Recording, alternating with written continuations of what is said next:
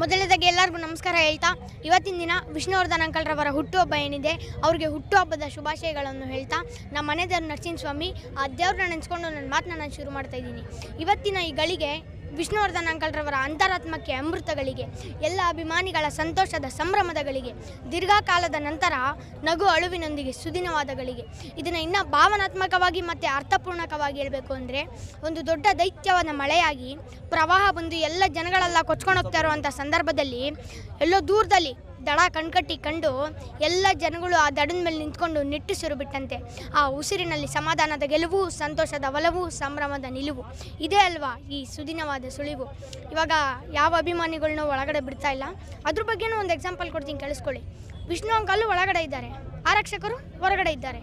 ಇದ್ರ ಮಧ್ಯೆ ಎಲ್ಲ ಒಳ್ಳೆಯದೇ ಆಗುತ್ತೆ, ಯಾಕಂದರೆ ಆ ರಾಯರಿದ್ದಾರೆ. ಇವಾಗ ಆರಾಧನೆ ಆರೈಕೆ ಅಂದರೆ ಏನು ಹೇಳಿ? ಮನಸ್ಸಿನ ಭಾರವನ್ನು ಇಳಿಸೋದು, ಬಿಸಿ ಕಮ್ಮನೆ ಒರೆಸೋದು, ಪ್ರೀತಿಯಿಂದ ಅಪ್ಪಿಕೊಳ್ಳೋದು, ಮುತ್ತಿಟ್ಟು ಲಾಲಿ ಹಾಡೋದು, ಮತ್ತು ಚರ್ಮಸ್ಪರ್ಶನೆ ಅಂದರೆ ತಾಯಿ ಮಗುವಿನ ಚರ್ಮಸ್ಪರ್ಶನೆ. ಇದಕ್ಕೆಲ್ಲ ಸತ್ಯವಾದ ಅರ್ಥ ಏನು ಹೇಳಿ?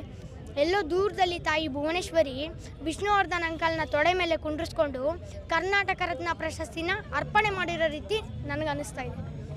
ಹಾಗೆ ಇವಾಗಂತೂ ಹಾಡು ಹೇಳಕ್ಕೆ ಇಷ್ಟಪಡ್ತೀನಿ. ಆ ರಾಮನು ಇಟ್ಟ ಬಾಣದ ಗುರಿಯು ಎಂದೂ ತಪ್ಪಿಲ್ಲ, ಎಂದೆಂದೂ ತಪ್ಪಿಲ್ಲ. ಈ ರಾಮಾಚಾರಿನ್ ಕೆಣಕೋ ಗಂಡು ಇನ್ನೂ ಹುಟ್ಟಿಲ್ಲ, ಆ ಗಂಡೇ ಹುಟ್ಟಿಲ್ಲ. ಆ ಭೀಮನ ಬಲದವನು, ಚಾಣಕ್ಯನ ಛಲದವನು, ಈ ದುರ್ಗದ ಹುಲಿಯವನು.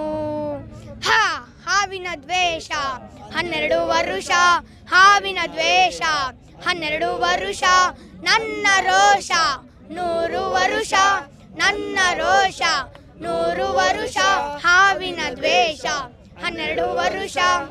ಧನ್ಯವಾದ. ಜೈ ಡಾಕ್ಟರ್ ವಿಷ್ಣು ಮಹಾರಾಜ್ ಗೆ, ಕರ್ನಾಟಕ ರತ್ನ ವಿಷ್ಣುವರ್ಧನ್ ಗೆ, ಕರ್ನಾಟಕ ರತ್ನ ಡಾಕ್ಟರ್ ವಿಷ್ಣುವರ್ಧನ್ ಗೆ.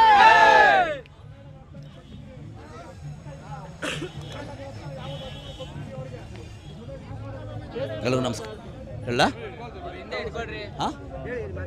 ಎಲ್ರಿಗೂ ನಮಸ್ಕಾರ. ಇವತ್ತು ಅಮೃತಗಳಿಗೆ ಅಂದರೆ 75ನೇ ವರ್ಷದ ವಿಷ್ಣು ಸಹಸ್ರದ ಹುಟ್ಟುಹಬ್ಬ. ದಯವಿಟ್ಟು ಚಪ್ಪಾಳೆ ಕೊಡಿ, ಯಾಕಂದರೆ 75 ವರ್ಷ ಹುಟ್ಟುಹಬ್ಬದಲ್ಲಿ ಇವತ್ತು